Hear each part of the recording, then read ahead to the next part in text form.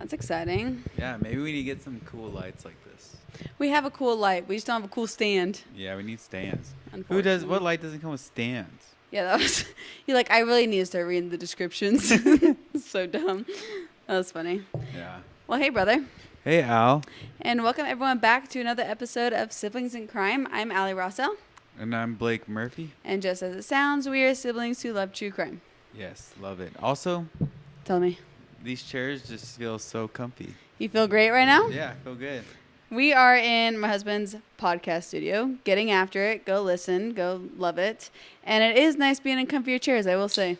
Yeah, the other ones aren't comfy. Maybe we should invest. Yeah, you should invest. No. Wrong.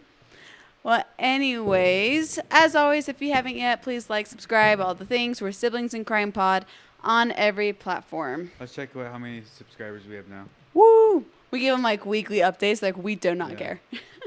Now we have 62. So if you're part of the 62, we love you. Yes. If you're not, we only like you. Yeah. And So- please comment.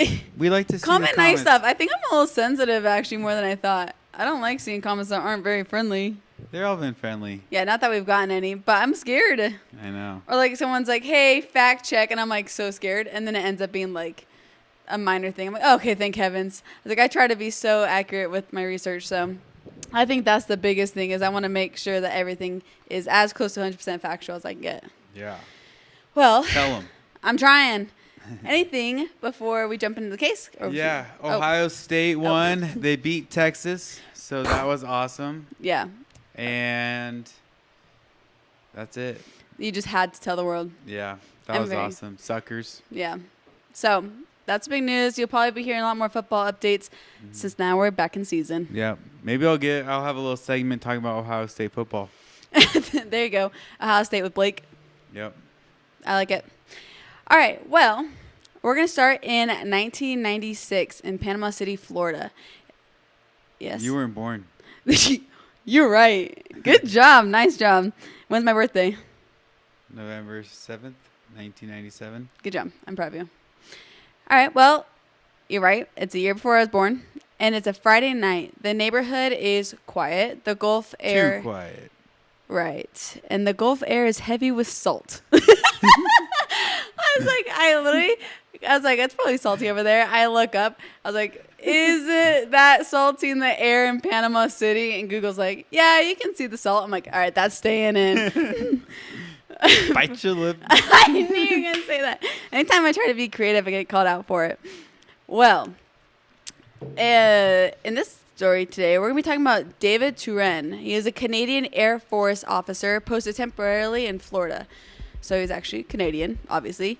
And in this case, he had just pulled his car back into the driveway. It's sometime after 10 p.m. when David makes it back from a quick run to the convenience store down the street. As David steps out of the car, keys jangling in one hand, a small paper bag with the items he purchased in the other, he doesn't see the figure lurking just beyond the shadows with their heart pounding, gripping a claw hammer so tightly the handle is slick with sweat. They have been waiting for this exact moment, and the time has finally arrived. David shuts the door and turns towards his house. That's when the first blow lands. The hammer arcs down and crashes against his skull with a sickening crack. Stunned, David stumbles, hands flailing, but the attacker doesn't stop. Another blow, then another, and the dark driveway fills with the sound of metal meeting bone. David collapsed to the ground, blood spreading across the concrete, the grocery bag crumbling beside him. His final moments unfold just feet from the safety of his own front door. By morning, the story will ripple through two countries, both the United States and Canada. He is 42 years old. He's a husband, a father, a decorated officer, and he has been brutally murdered outside his Florida home. And this is his story. Wow. You ready? I'm ready. Let's roll.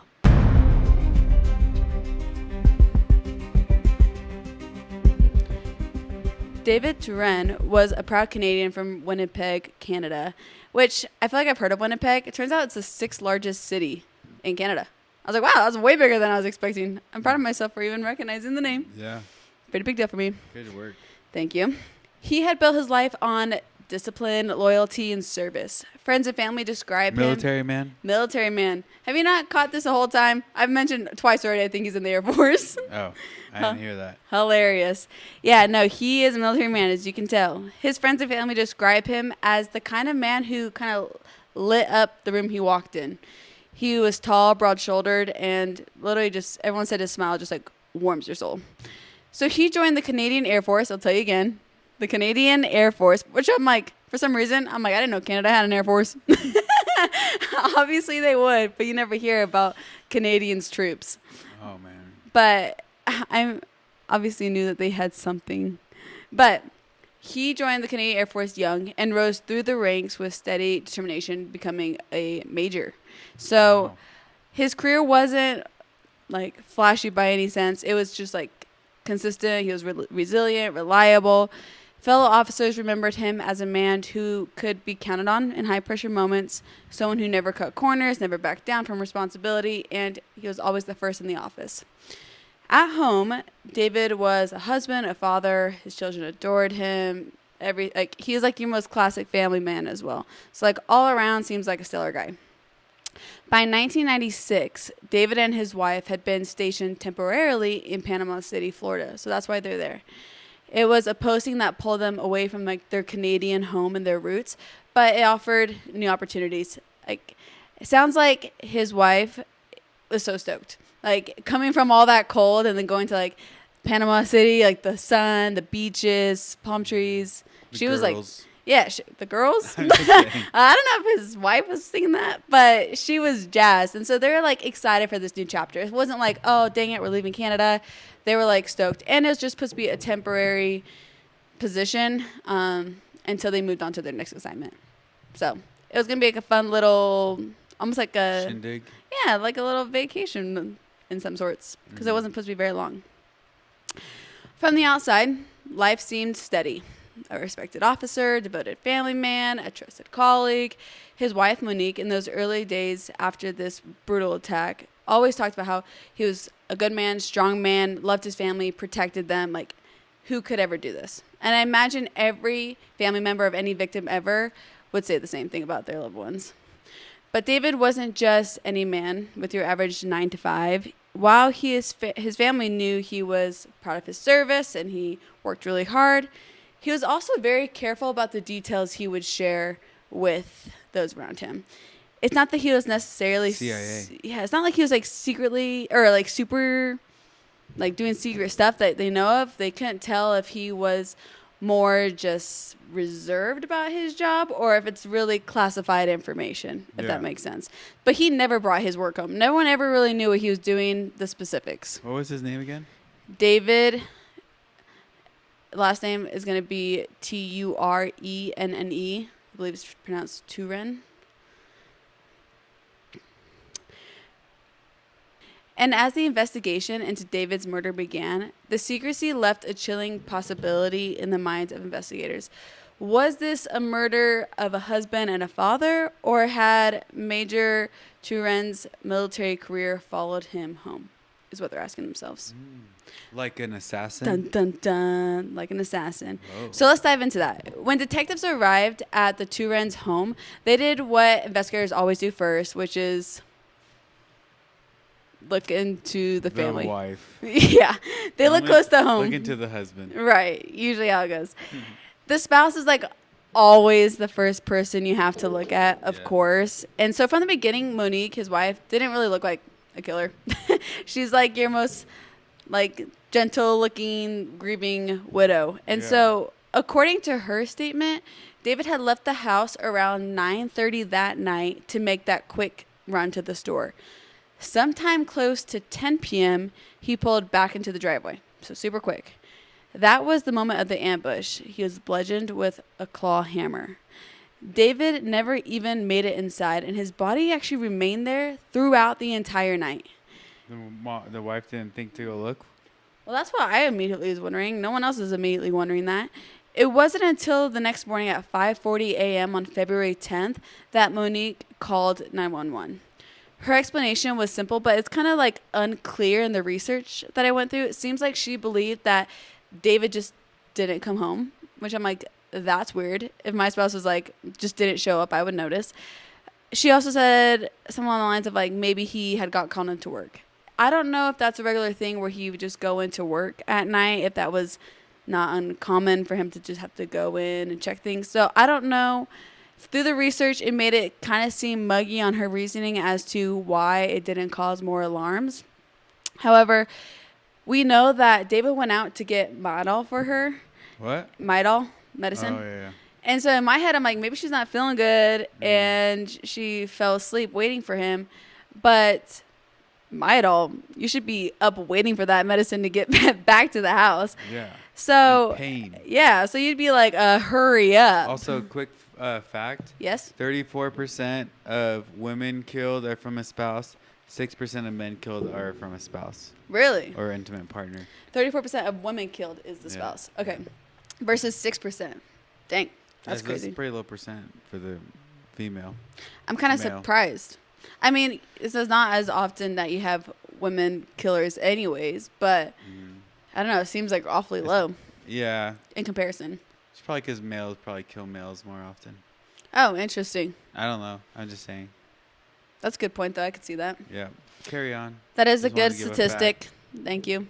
Statistic. I said that weird. So whatever the reason is, it was a little unclear, but whatever reason, she doesn't go out find him until the morning. Neighbors and first responders described Monique as distraught, shocked, cooperative. To detectives, she looked every bit the grieving wife. And I feel like that's probably a hard thing as investigators because, of course, you're supposed to be questioning the spouse first. If this spouse is not involved at all, though, you also don't want to upset an already upset spouse. Like, you're questioning them. Like, I know that's probably part of protocol, has to be done, but that's got to be tough on the investigator's part. Especially, like, all the emotions, all the grieving, hard to work through that when questioning them. And the crime itself didn't seem to fit not just her, but, like, any woman. I shouldn't say any woman. Yeah. But the attack was vicious, right? Repeated hammer blows strong enough to crush a man's skull. And she's a little petite lady. Might not be able to bring the hammer that hard. Right. I wouldn't say women are incapable. If you're mad enough, I'm sure a little 4-foot lady, she's not 4 feet, but I'm sure no matter how small you are, you can cause some damage. Mm-hmm. But in this case, just observing the scene, it doesn't seem like it would fit smoothly. Yeah. Okay, so she's lower on the totem pole of our suspects.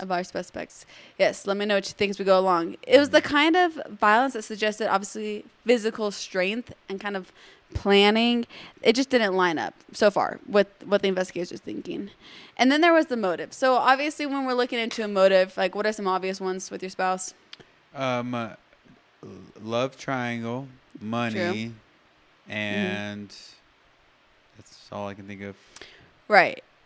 And so they're looking at a motive into Monique and rather the lack thereof. They start diving into things. They're not finding like the automatic insurance payout. No heated custody battles is another common one.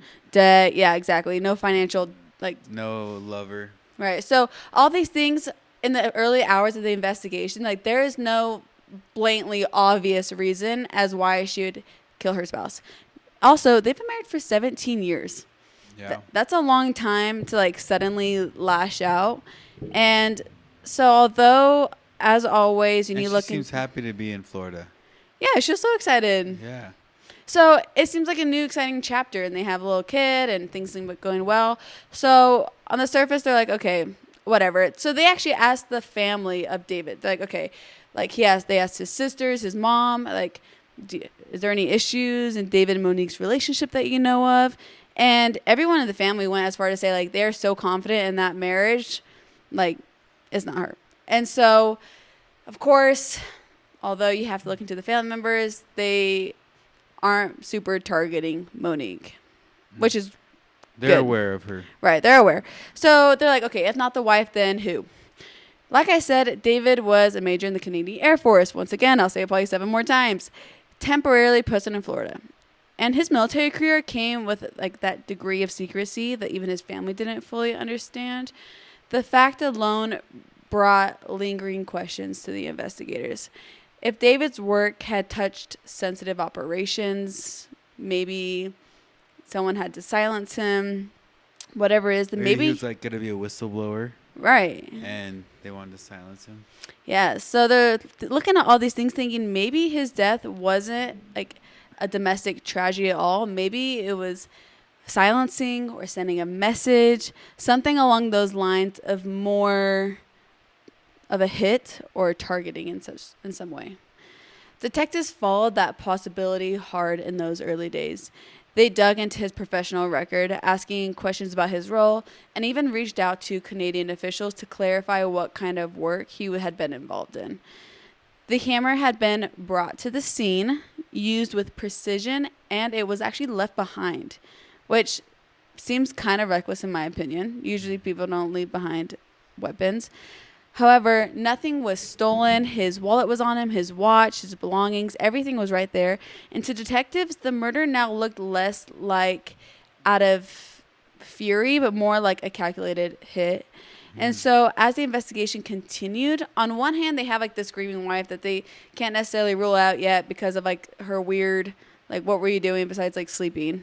And so they were like confused about her. Classic, just like the worst alibi ever. What are you doing on October 27th, 1940? I know. Just sleeping in my bed. Yeah. Like I do Anyone every night. there? No. No, I live alone. Right. Suspicious. It's like the podcast we did 2 weeks ago. Yeah. It's like, how are you supposed to? I mean, this was in the early days, so she shouldn't forget what happened 3 days ago when her husband was murdered. That's a pretty big deal. Yeah. But if you are just sleeping or like you're taking care of your kid or whatever, and you have no one to like be a witness to that, then it's hard to obviously just get rolled out. Yeah. So also, that kind of I stinks. just looked up. They don't have a CIA type of thing. They're closest. They have a couple other things, but in Canada, they don't have an all-powerful spy agency. They have a couple different departments, branches of some sort. Yeah, that work together. I think. I was curious how different the Canadian military is compared to the United States. But yeah, so like I said, on one hand is like this grieving widow who isn't involved in the family, so has to be looked at, and on the other is a decorated officer whose secretive career may have carried more enemies than anyone knew.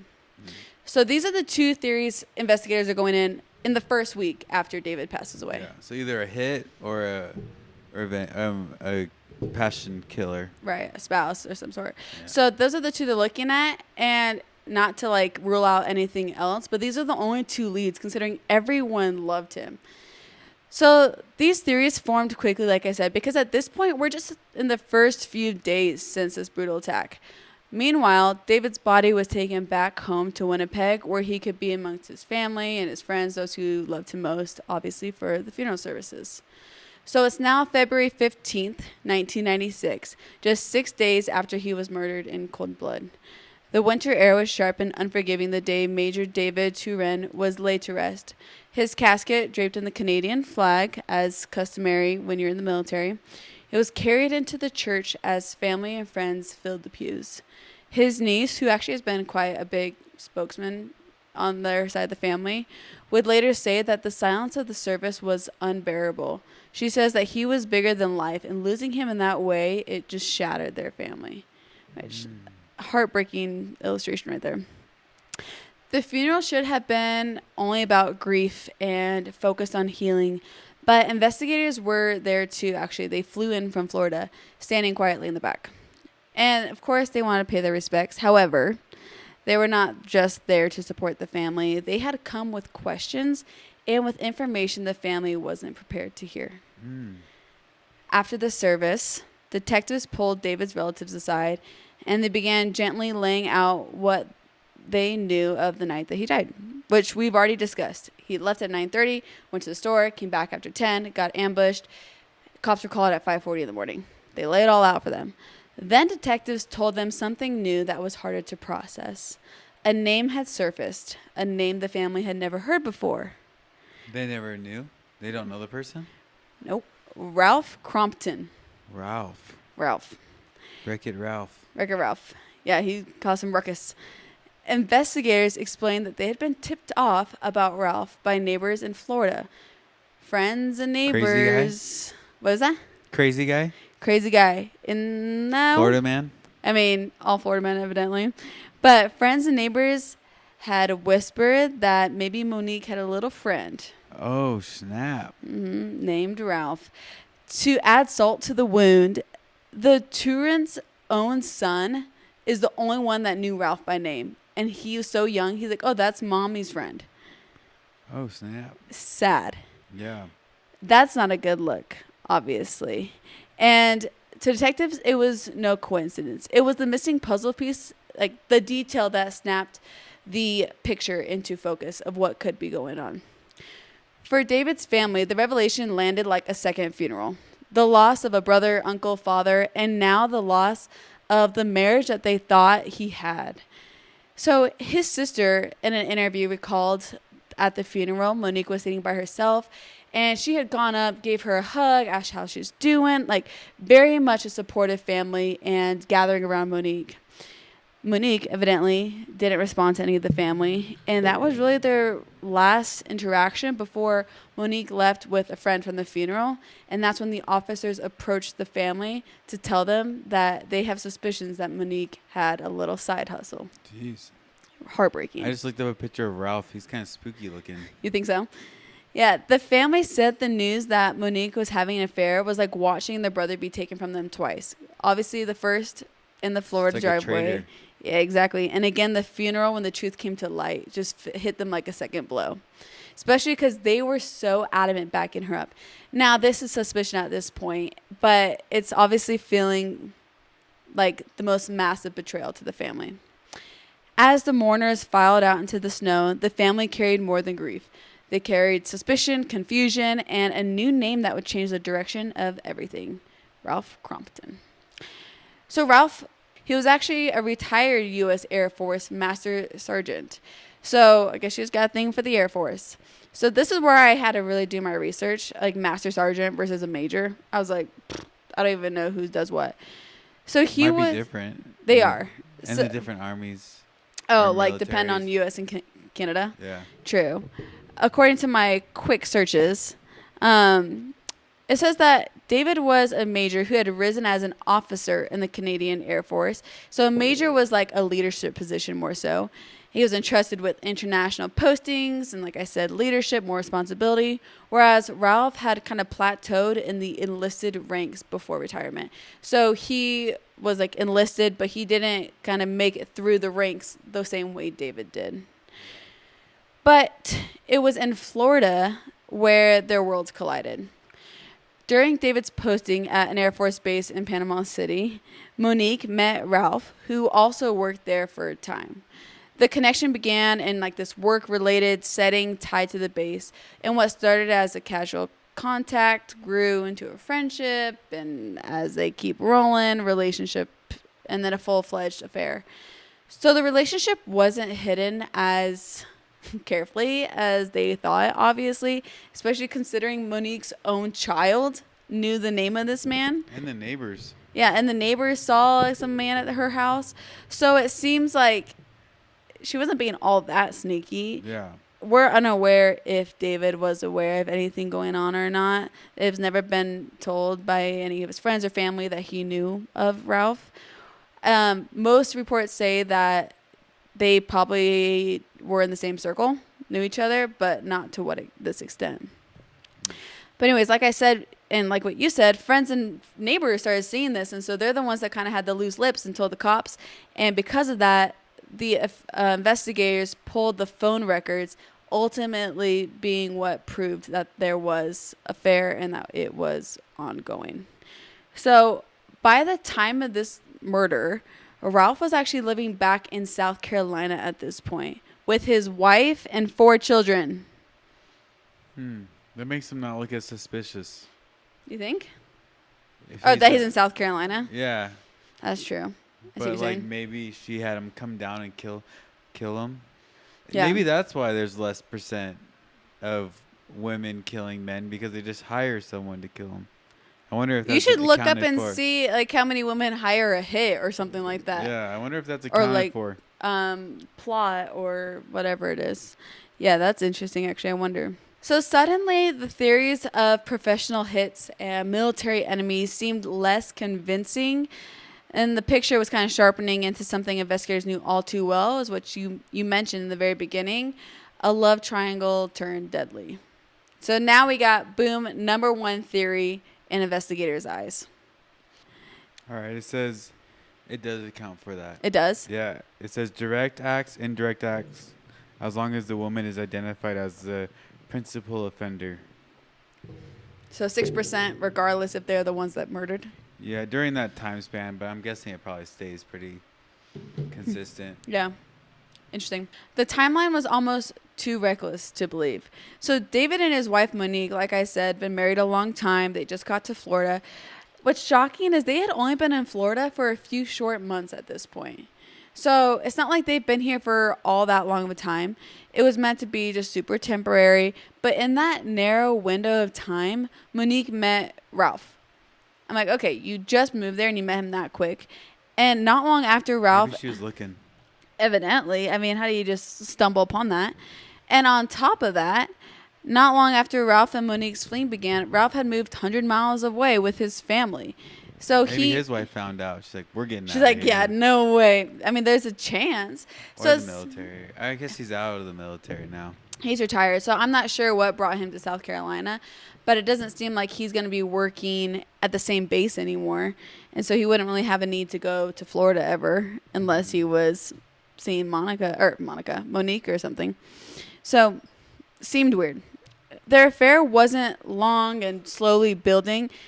It was brief and evidently got real intense, real passionate, real fast because this is such a short window. They literally saw each other in person.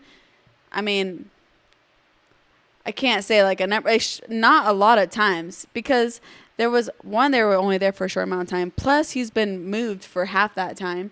So they surely couldn't have been building this relationship for all that long of a time period. Seems weird to me. Yeah. So it goes from maybe she just gets obsessed really fast. Maybe, but you would think that she would have a history of this, and like the family would be kind of suspicious, or after 17 years of being loyal, it seems shocking. Maybe she's good at hiding it. Maybe. The relationship escalated, obviously, from these like secret little rendezvous into plotting a full-blown murder. So she did do it? In the prosecutor's eyes. Oh. So they start putting this theory together. This is what they're thinking happened that night on February 9th, 1996. In their revised version, Monique would send David out on a late-night errand run, and Ralph would be waiting with a claw hammer, and hours later is when Monique would dial 911, playing the part of a grieving widow. You think that's likely? I think it's likely, but also it just seems weird that he's moving. It's like, is he already moved, or did he move right after? He was already gone. He was already gone. He was already in. That makes it even weirder. Like, it's not like they're gonna be together now. That's true. Yeah, what's the motive? Yeah, is he gonna divorce his wife or something? Yeah, that's a good point. And so that's what the investigators need to figure out. Is like, okay, why would you do this for some random woman if you're just gonna stay married in South Carolina with your 4 kids? Yeah, seems weird. So detectives were officially on the hunt for Ralph at this point. They're like, we just need to question this man. They traced a green Mercury Topaz rental back to him in South Carolina. A car that he had paid for in cash, stripped of its tags before driving it down to Florida and back. That's not sketchy at all. Not sketchy at all. How did they figure that out? Which is funny. The driver's license is on file. It's like you can pay for cash, but that doesn't do anything. I guess... I didn't actually see any specific reports like as to like what specifically led them to that car, but they're able to fact check it at least by confirming that he did have his license or driver's license in with this rental car, whatever, and got a rental on the same weekend that David was murdered. Yeah. Bad look. Sketchy. Bad look. Right. Bad look, buddy. That, paired with Monique's admission that she knew Ralph well, made him their primary suspect, if that wasn't obvious already. But before police could even knock on his door, his boss got there first, Ralph's boss. So I guess When Ralph failed to show up for work, his boss was so concerned, he actually tracked him down to a local motel. Now, this is also muggy where I couldn't really find, like, how the boss knew what motel he was staying in. Tracking him down. I know. It's almost an 8-hour drive.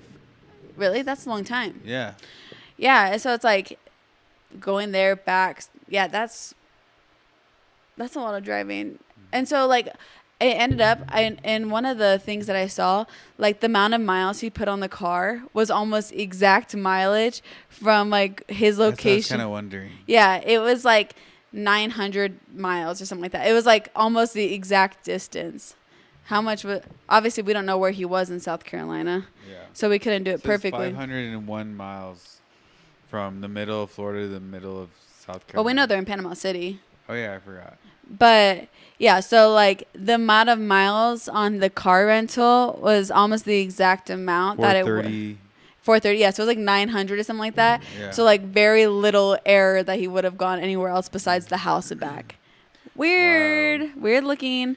Yeah. This is getting sketchy. It's going to get sketchier. So, the boss is concerned. He's like, homeboy, Ralph didn't come into work, and whatever resources That's even more sketchy. Like, right. Go to work if you do something bad. Oh, yeah, good advice, Blake. But what is crazy is that he was able to track him down to a local motel. When he knocked on the door... He's like detective himself. I know. He knocks on the motel door, and... Like, I need you at work. And he's like, dude, we're short-staffed. Get in here.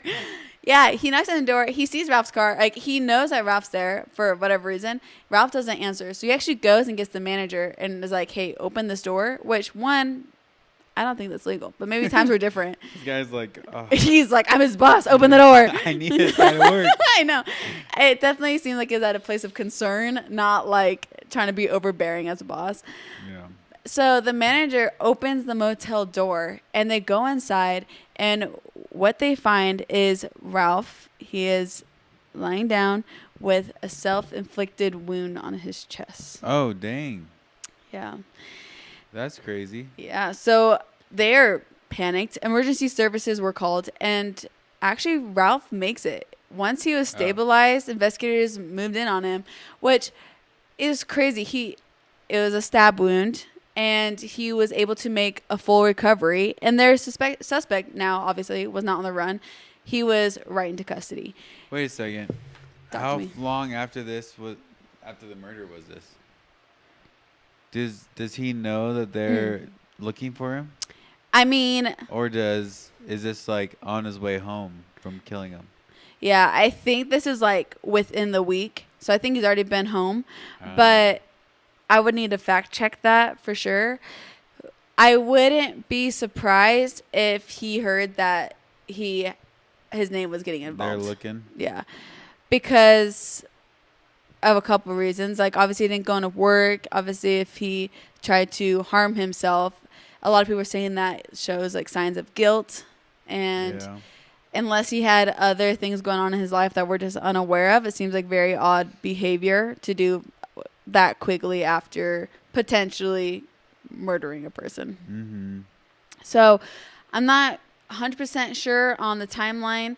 I know that this investigation went rather quickly, but I couldn't give you a day. So he was brought into custody, and he was actually charged right off the bat. His trial came in the year 2000, so it took a little while to get it going. Prosecutors argued that Ralph had been the man in the driveway swinging the hammer. And I'm just going to drop it on you. He was convicted of first-degree murder and sentenced to life without parole. Well, how do they know? That's what I say. Like, did they find DNA or something? No, that's what's weird. So let me tell you this. What's it called? Evidence... circumstantial evidence. Yeah, so Dang. It seems like circumstantial evidence, considering what they are saying is that the story I gave you in the beginning, the theory of Monique kind of luring David out and Ralph being the one to murder. So, however, obviously not everyone accepts the story that was told in court. From the beginning, Ralph's daughter has insisted her father was never the jealous lover prosecutors described. In her words, there was no affair. Just a friendship that Monique later twisted into something more when she needed to save herself. So she argued that the entire love triangle narrative was complete BS, complete lie, designed to give the jury a simple motive that they could believe. So to her dad, Ralph, wasn't the hammer-wielding killer in the driveway, but a loyal father and veteran who was manipulated into a story that wasn't his. She points to the fact that prosecutors once offered him a plea deal for manslaughter as proof they doubted their own case, but Ralph refused it. She says because he wouldn't confess to something he wouldn't do. She has a quote that says... That's always the hard spot. Yeah. Like, I didn't do it, but if I get convicted, then I'm going forever. Right. Or I could get 10 years and just be... But then I confess to guilt. Yeah. And if you didn't do it, you obviously don't... You always take my drinks. If you didn't do it, you wouldn't want to say that. So she says that her father didn't kill Major Turenne. She said, and he wasn't in love with Monique. He was made into a villain to protect the real truth. So his daughter is like a crazy advocate for him and his innocence. Ralph himself has never denied that he was in Florida that night. Like, that is obvious. He drove... Yeah, that's the circumstantial evidence that's kind of sketchy. And the whole, like, get rid of, like, the whatever on the car. Yeah, like... trying to pay with cash. It seems like you're trying to be sneaky. The tags. Maybe it's back in the day when it's like normal. No, because I think he like, specifically asked for that. Like, I feel like you would. But I mean, it's way more common to pay in cash back in the day. Oh, pay with cash. Yeah, that's true. And like probably way more common to like, a used car is paid with cash too. Yeah, that's fair. I just don't. Did you say something about like he like did something? He wanted like the rental plates off. Oh yeah. That's kind of weird. Yeah, that's kind of weird behavior. And so what's interesting though is he didn't deny that he went to Florida. He's like, yeah, okay, you got me there. Yeah. Right.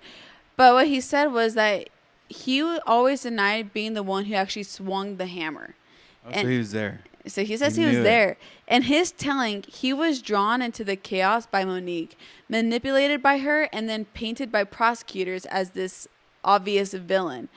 There was... She needed the moral support? Yeah, I guess. Like a reason or something. So, yeah, something. Well, what was interesting is, like you're saying with DNA, there was no fingerprints on the hammer, no eyewitnesses to the attack. The state's case was basically built on his sudden trip from South Carolina, his connection to Monique, and the desperate suicide attempt that followed, which suicide attempt wasn't a good look if that was related to this case specifically. Yeah. Looks pretty bad to me. Yeah. Yeah. The whole, like, circumstantially, I'm like, yeah, prosecutors, that looks really bad. Like, they painted a very clear picture of what could have happened. Yeah. To Ralph, it was a story twisted against him. A love triangle turned into a murder plot where he became the fall guy. Interesting enough, though, although Ralph's daughter always says there's no affair, this is what Ralph said about that night in a 2018 interview. She wanted me there around 2:30, 2:45, so that she could fulfill one of her fantasies. And I was there at that time. And I tried to go around to the back of the house and knock. And the door was locked. She said it was going to be unlocked, the sliding glass door. That's when Crompton says he decided to leave, but was confronted by Monique's husband, David Turenne. I had exited out of the backyard through the privacy fence. And right then is when headlights were coming down the road. And it was their little minivan. According to Crompton, the two got into a fight, and Monique stepped in. That's when I heard a conk. And he came down onto my right shoulder. I moved him off of me, went to get up, and I noticed that Monique was still hitting at him, but like she was hitting his back, almost hitting me. Crompton says when he left, Turenne was still alive. He says it was Monique who beat her husband to death. So he has never admitted to being the one with the hammer. He says that was Monique. And that's the hard thing of this case is how do you prove who actually did any of the fatal blows? Like, you can't. Yeah, it's just he said, she said. Right, exactly. So he has filed But he's still there, so he's part of the murder. So right, but I mean, he was given a life sentence, which he probably wouldn't be given if he wasn't the one who actually murdered. So he has filed appeals over the years, arguing that the case was, like you said, purely circumstantial, that the affair was overstated, and that he wasn't the killer. Despite those efforts, every appeal has been denied. So his conviction and sentence remain in place, and Ralph is still serving a life sentence in Florida with no parole as we speak. wow, what about her? Let me tell you. All right. Monique's fate looked much different, and it took much longer. For nearly a decade, she actually remained in Canada. She's kind of spooky looking. You think so? Yeah. Be nice. She was fighting extradition. So, interesting enough, her lawyers argued that handing her over to Florida could mean a death sentence, and that's something that Canadian law would not permit.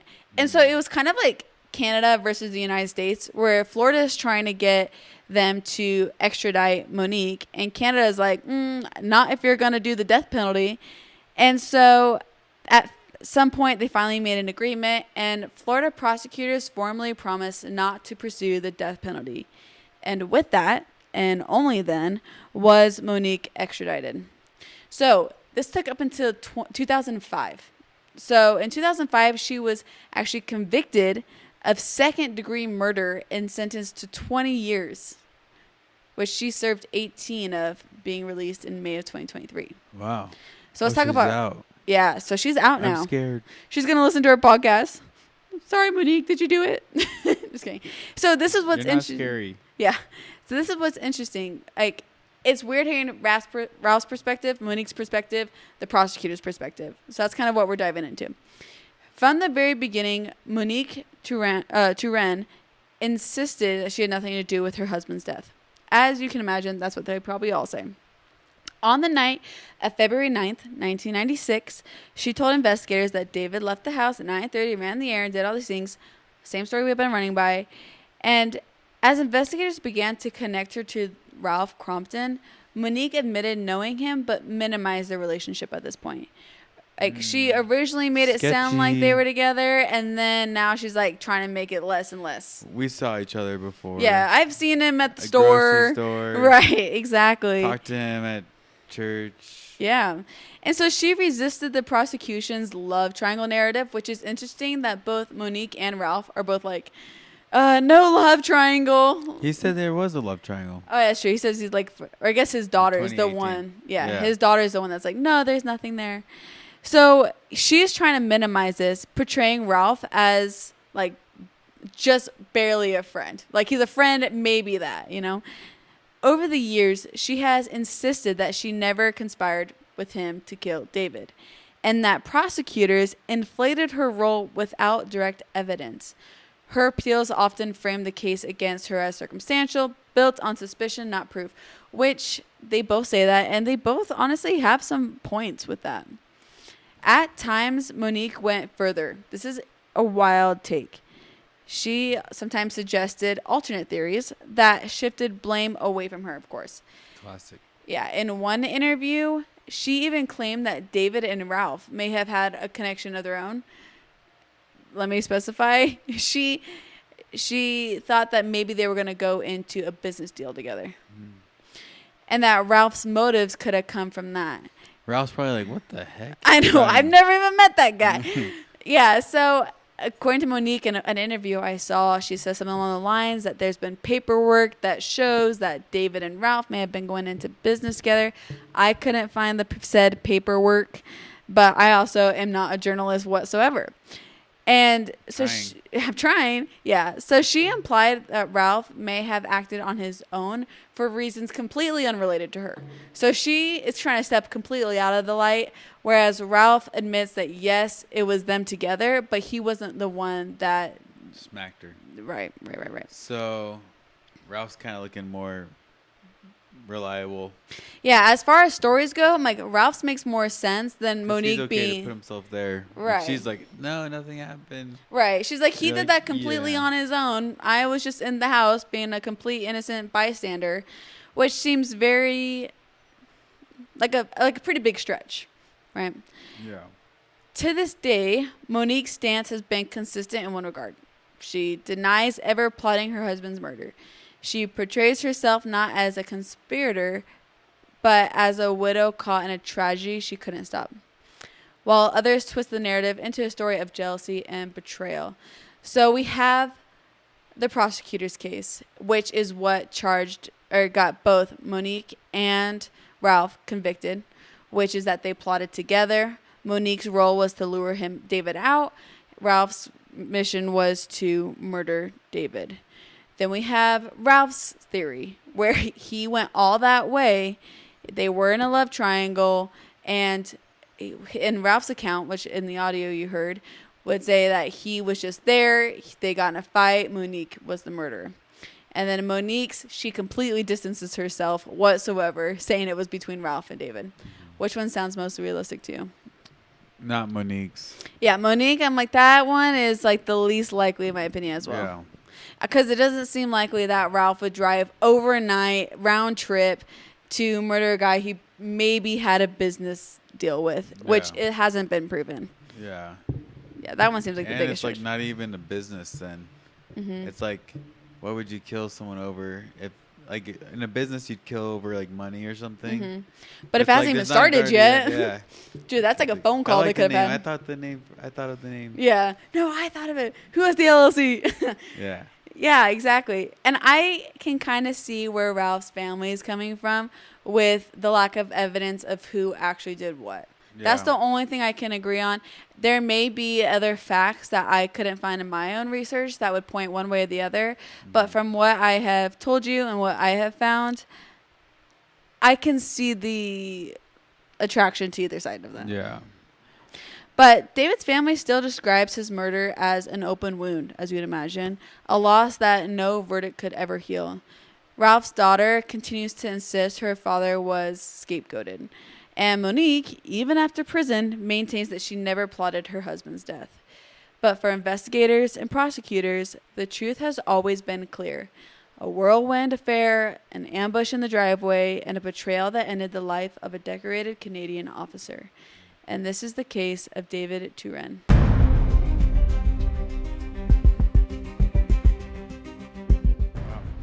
I was thinking about, it's kind of crazy how like there's so many patterns in human history. Like murders happen because of money, territory, always the same affairs, things and stuff like that. And it's like just connecting, like, all right, which one's happening because of this? There's like the one-offs where it's like this guy's insane and is going on a killing spree. True. And then, but most of them are like certain patterns. I know, and that's what you see all the time with investigators, though, is they always talk about trying not to get tunnel vision. Yeah. Because if 99% of the cases you see fall into these three categories, that'd be rough. That'd be so hard to expand that vision and be able to see like anything outside. Like, I totally understand where that tunnel vision comes from, but I'm glad that they, most of the time, are able to step back and look at all the evidence. So I just thought that case was kind of bizarre. Yeah. Thanks for sharing. Yeah. Do you have any not so fun facts, true crime news, Ohio State Buckeyes? All right. So recently I've been seeing a lot of TikToks about Burning Man, and I always thought how weird that was, like the festival thingy. I don't even know what you're talking about. Oh. It's in Nevada. A bunch of people go, and I think you buy tickets. I don't really know.